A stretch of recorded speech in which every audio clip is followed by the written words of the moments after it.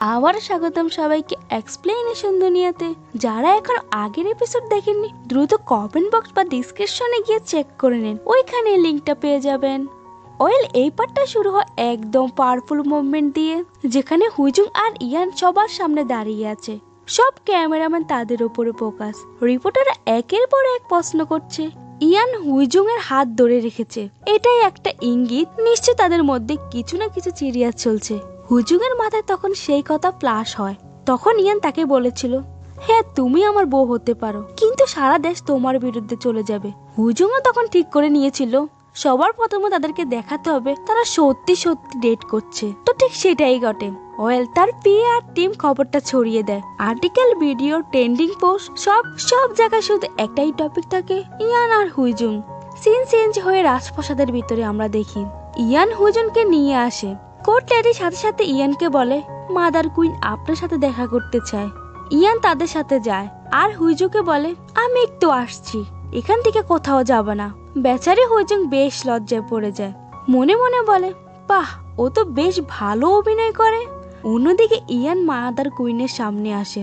Mother queen সরাসরি তাকে হোটেলের ব্যাপারে কনফার্ম করে। ইয়ান তখন শান্ত থেকে শকিং একটা লাইন বলে, আমি তো শুধু রিয়েল করে তুলছি যা আপনি দেখেছেন। অর্থাৎ সেই গুজবগুলোকে অস্বীকার করে না। মাদার কুইন খুব রেগে ওঠে। ইয়ান তখন ক্যাজুয়ালি বলে, প্রেগন্যান্সি ব্যাপারটা রিয়েল না, আর হ্যাঁ তা নিয়ে আপনাকে একদম টেনশন করতে হবে না। এখন হুইজুন মেহেলে ঘুরতে ঘুরতে বলে লিটল কিং এর রুমে ঢুকে পড়ে। সিম্পল ম্যাগি তাকে খাওয়াতে শুরু করে, কারণ কিং এর খুব ঘুম পাচ্ছিল। হুইজুংও তার সাথে কমফোর্ট হওয়ার চেষ্টা করে। ঠিক তখন ইয়ান এসে পরিস্থিতি দেখে তাকে বলে, ছোট রাজাকে এসব খাওয়াচ্ছ কেন? তখনই হুইজুং তাকে ডিপেন্ড করতে লাগে, কিন্তু ইয়ান ডিরেক্টলি রাজার সাথে কথা বলে। রাজাও সিম্পল বয়ে বলে, আমার খুব খিদে লাগছিল। তারপর ইয়ান চুপ হয়ে যায়। ছোট রাজাকে এখান থেকে পাঠিয়ে দেওয়া হয়।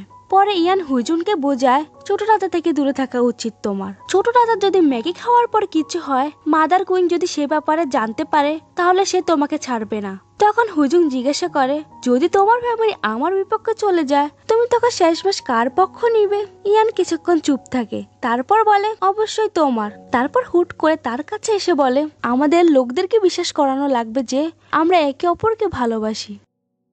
ঠিক সেই মুহূর্তে হুজুকে সে অফিসিয়ালি রুমে থাকতে বলে দেয়। কোর্ট লেডি এখানে আপত্তি করে, মেইন ডোর তো আগে থেকেই বন্ধ হয়ে গেছে, তাই এখন তাকে এখানে থাকতে হবে রাতে। দুজনে একই বিছানায় ঘুমানোর চেষ্টা করে, কিন্তু স্পষ্টই পরিস্থিতি এখানে অনেকটা অস্বস্তিকর ছিল। ইয়ান বলে, তুমি সোফায় ঘুমাও, কিন্তু হুইজুং বলে, না আমি বিছানায় থাকবো, তুমি যাও। ওরা দুজন আবার একই কম্বল নিয়ে ঝগড়া করতে শুরু করে, আর তাদের মধ্যে একটা ফানি মুভমেন্ট ক্রিয়েট হয়ে যায়। ওয়েল, পরের সিনে সকালে ইয়ান ঘুম থেকে ওঠার সাথে সাথে দেখে হুজু ইতিমধ্যে চলে গিয়েছে। হুজু অফিসে ঢুকে সেক্রেটারি জং বলে, তুমি কেন এখনো পোশাক বদলাওনি? হুজু খুব আত্মবিশ্বাসের সাথে বলে, মানুষের তো জানা উচিত আমি গত রাতে তার সাথে ছিলাম। এখানে ইয়ান তার অতীত থেকে বেরোতে পারছে না। তার ভাই লেট কিং এর স্মৃতিগুলো তাকে খুব বিরক্ত করছে, যার কারণে সে খুব গিল্টি ফিল করে। তার দায়িত্বের বোঝা সবকিছু তার মাথায় একদম হেভি হয়ে দাঁড়ায়। আর এখানে হুইজু তার বাস্তবতার মুখোমুখি হচ্ছে। অনেকগুলো অনলাইন হেড কমেন্ট, প্রেগন্যান্সি গুজব, এমনকি তার চরিত্র নিয়েও প্রশ্ন তুলতে শুরু করেছে, কিন্তু সে এসব মজা বলে উড়িয়ে দেয়। ঠিক সেই সময় জংবক আসে, সরাসরি হুইজুকে জিজ্ঞাসা করে, তুমি কি সত্যি ইয়ানকে বিয়ে করতে চাও? হুইজু বলে, হ্যাঁ হ্যাঁ অবশ্যই, সাথে তুমিও রয়্যাল মিনিস্টার হয়ে থেকো, কারণ তোমাকে আমাদের বিয়ে অ্যাপ্রুভ করতে হবে। হুইজু সে যেন সব দিক থেকে গেম সেট করে ফেলেছে। ঠিক সেই সময় প্রাসাদ থেকে আরেকটা খবর আসে, মাদার কুইন হঠাৎ অসুস্থ হয়ে পড়েছে। ইয়ান তাড়াতাড়ি বুঝে যায় এইটা একটা চাল, মানে এটা একটা ছোট নাটক, যাতে তাদের বিয়ের ঘোষণা পিছিয়ে যায়। সেই সময় হুইজুর উপর আক্রমণ ঘটে। কিছু মেয়ে তার উপর ডিম ছুঁড়ে মারে। তারা চিৎকার করে বলে, তুমি একদমই ইয়ানের যোগ্য নও। এইদিকে ইয়ান ফোনে সবকিছু শুনে, কিন্তু হুইজু তাড়াতাড়ি ফোন কেটে নিজেই পরিস্থিতি সামলায়। সে ওই মেয়েদেরকে শান্ত করে, আর এইদিকে জংবক সার্চে যায়, নিজের আবেগ নিয়ে লড়াই করছে, আর বলে, আমি তার সুখের জন্য প্রার্থনা করতে এসেছি নাকি নিজের অনুভূতির জন্য। রাতে হুইজুর ড্যাড এসে সরাসরি বলে, এইসব আসলে কি নাটক চলছে? আমি জানি তুমি কেবলমাত্র অ্যাটেনশন পাওয়ার জন্য এসব করছো, তাই ভালো হবে তুমি যদি কোম্পানি সিইও পদ থেকে রিজাইন করে দাও। এতে তোমার ভাই তাইজু অনেক ভালোভাবে সামলে নেবে। এখানে গল্পটা ইমোশনাল মন নেয়। আমাদের অতীতে ফ্ল্যাশব্যাকে নিয়ে যাওয়া হয়। একজন কাজের মহিলা ছোট হুইজুকে নিয়ে একটা বাসায় আসে, আর সেখানে তাইজুর মা থাকে। সে সময় ছোট হুজু সব সত্য কথা বলে দেয়, বলে যে তাইজুর ড্যাড আর তার ড্যাড একই ব্যক্তি। আর হঠাৎ করে এই কথা শুনে তাইজুর মার পক্ষে একদম তার সহ্য হয় না। হঠাৎ করে তার শক লাগে আর সোজা ডেট হয়ে যায়। আসলে হুজু ছোটবেলা থেকে তার বাবার ভালোবাসা একদম পায়নি। অবৈধ হওয়ার কারণে তাকে কেউই সম্মান দেয়নি। এখন সিন চেঞ্জ হয়ে বর্তমানে আসে। তার বাবা ক্লিয়ারলি বলে, এখান থেকে তুমি কিছুই পাবে না। হুজুম একদম ভয় ছাড়াই বলে, সবকিছু আমি নিজের করে নেব। পরে সিনে দরজার ঘন্টা বাজে। হুজু দরজা খুলতে সামনে ইয়ানকে দেখে, আর তার হাতে একটা স্যান্ডউইচ থাকে। আর এখানে হুজু একটু সারপ্রাইজ হয়ে যায়, ইয়ান এখানে কি করতে এসেছে? তখন ইয়ান বলে, তোমাকে ফোনে একদমই ঠিক লাগছিল না। তখনই প্রথমবারের মতন হুজুর একটু ভালনারেবল ফিল হয়। বলে, ফ্রেন্ডরা আমার উপরে ডিম ছুটছিল, পরিবারও আমাকে রিজেক্ট করেছে। ইয়ান তার কথা মনোযোগ দিয়ে শুনে আর বলে, তোমার কোথাও ব্যথা লাগেনি তো? আর এই ছোট মুহূর্তের মধ্যেই তাদের সত্যিকারই একটা কানেকশন তৈরি হয়। পরের দিন ইয়ান হুজুকে নিয়ে তার প্রাইভেট রেসিডেন্টে আসে। সেখানে পুরো স্টাফরা ইতিমধ্যে তাদের অবজার্ভ করছিল। হুজু ইচ্ছাকৃতভাবে ইয়ানের কাছে চলে যায়, যাতে সবাই ভাবে তারা একটা কাপল। ইয়ান হুজুরকে প্রাইভেট রেসিডেন্টে বাটলার ইয়ান মুনের কাছে নিয়ে যায়, যিনি নিজের পরিচয় দেয় এবং রুলস বুঝিয়ে দিচ্ছে। সাথে এটাও ক্লিয়ার করে দেয় এখানে সবকিছু প্রোটোকল অনুযায়ী চলতে হয়। উনি চলে যাওয়ার পর হুজু ইয়ানকে তৎক্ষণাৎ কল দেয় আর জিজ্ঞাসা করে, তুমি এখনো ঘুমোনি? ইয়ান শান্ত টোনে বলে, আমি এখন একটু কাজ করছিলাম। পরে সিনে হুজুম ওর পাশে বসে থাকে আর প্রশ্নের উপর প্রশ্ন করতে থাকে, এখানে কি আমি পার্মানেন্ট থাকবো? আমার কাজ এখানে কি? আমাকে শেষ পর্যন্ত এখানে কিভাবে মানিয়ে নিতে হবে? ইয়ান একটু রাগান্বিত সুরে বলে, এখানে তুমি আমাকে সাহায্য করতে এসেছো নাকি সমস্যা তৈরি করতে?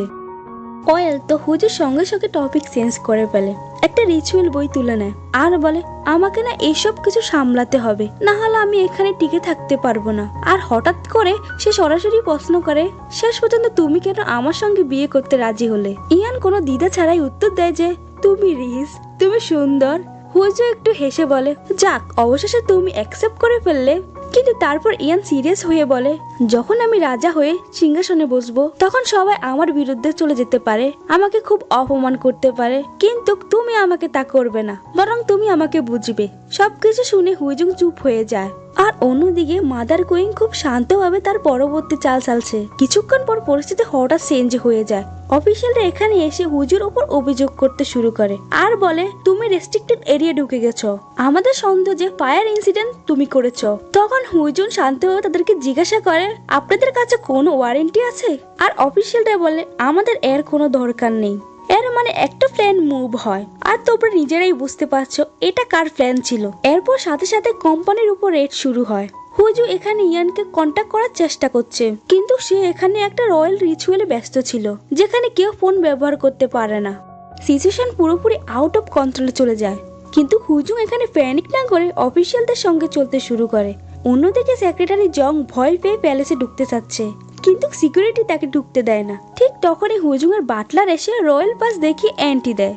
অবশেষে সেক্রেটারি জং একটা স্মার্ট ট্রিক ব্যবহার করে ভেতরে ঢুকে পড়ে, পুরোপুরি পরিস্থিতি চইকে বলে দেয়। এর মধ্যে হুজুকে প্যালেসে নিয়ে আসা হয়, আর এখানে এন্ট্রি হয় ইয়ানের। সে সরাসরি অফিসিয়ালদের কাছে গিয়ে জিজ্ঞাসা করে, তোমরা এখানে কার পারমিশন নিয়ে এসেছো? মাদার কুইন এসে বলে, পারমিশন আমি দিয়েছি। আর সে হুজুর বিরুদ্ধে প্রমাণও দেখায়। রাজার জন্মদিনে অনুষ্ঠানে লাল পোশাক পরে এসেছিল, যা এখানে এলাও ছিল না, আর গ্লাস ভেঙে মানুষদেরকে ভয় দেখিয়েছিল। পাশাপাশি সে রেস্ট্রিক্টেড এরিয়াতেও ঢুকেছিল। তো মাদার কুইন এসব ব্যবহার করে হুজুকে সবার সামনে কালপিট প্রমাণ করতে চেষ্টা করছিল। হুজু কিছু বলতে চাচ্ছিল, ইয়ান থামিয়ে দেয়, আর সে নিজে বলতে শুরু করে, যদি তদন্ত হয় তাহলে আমারও হওয়া উচিত, কারণ ওই রাতে আমিও ওইখানে ছিলাম। তারপর এই মুহূর্তে সুযোগ নিয়ে হুজু হঠাৎ বেহুশ হওয়ার ভান শুরু করে। ইয়ান তাকে তুলে নেয় আর পরিস্থিতি ঘুরিয়ে দেয়, ঘরের ভিতরে এনে তাকে বিছানায় ফেলে দেয়। ইয়ান জিজ্ঞাসা করে, আসলে তুমি এখানে কেন এসেছো? সে বলে, আমাকে এখানে আনা হয়েছে, তাই আমি আর কি করব। সে এখানে অনেক অ্যাটিটিউড নিয়ে বলে, যদি তোমাকে জেলে নেওয়া হয় তাহলে আমি তা সামলে নেব, তুমি চিন্তা করো না। আমি হুজুং, আমার সঙ্গে এটা অনেক ঘটেছিল। আর সাথে হুজুং বেশ খুশি হয়ে যায়, কারণ ইয়ান তার পাশে দাঁড়িয়েছিল। ইয়ান বলে, ওহ, আমি তো শুধু সত্য বলেছি, তোমার পাশে ছিলাম না। হুজুং হালকা একটা হাসি দেয়। এরপর আশপাশে গুজব আরো দ্রুত ছড়াতে থাকে। সবাই বলছে তারা কি সত্যিই ভালোবাসছে নাকি নাটক করছে। আর মাদার কুইংও এখানে এসে কনফিউজ হয়ে পড়ে। হঠাৎ ইয়ান এই সময় একটা বড় কাজ করে ফেলে সবার সামনে। হুইজুং এর জন্য কার ডোর খুলে দেয়। এটা একটা সাধারণ কাজ, কিন্তু ভাই মেহেলের রাজা মেহেলের স্টাফদের জন্য এটা বেশ শকিং ব্যাপার, কারণ আজ পর্যন্ত সে কারোর জন্য গেট খুলে দেয়নি। হুইজুং বুঝতে পারে আর বলে, আমি জানি তুমি সবাইকে বোঝানোর চেষ্টা করছো, আমরা একে অপরকে ভালোবাসি। ইয়ান শুধু এক লাইন বলে, হ্যাঁ হ্যাঁ এক্স্যাক্টলি। রাতে ইয়ানকে ফোন করে। ইয়ান বলে এখন সে খুব ব্যস্ত, আর বলে তুমি চিন্তা করো না, কাল থেকে তোমার সঙ্গে রয়্যাল গার্ড থাকবে।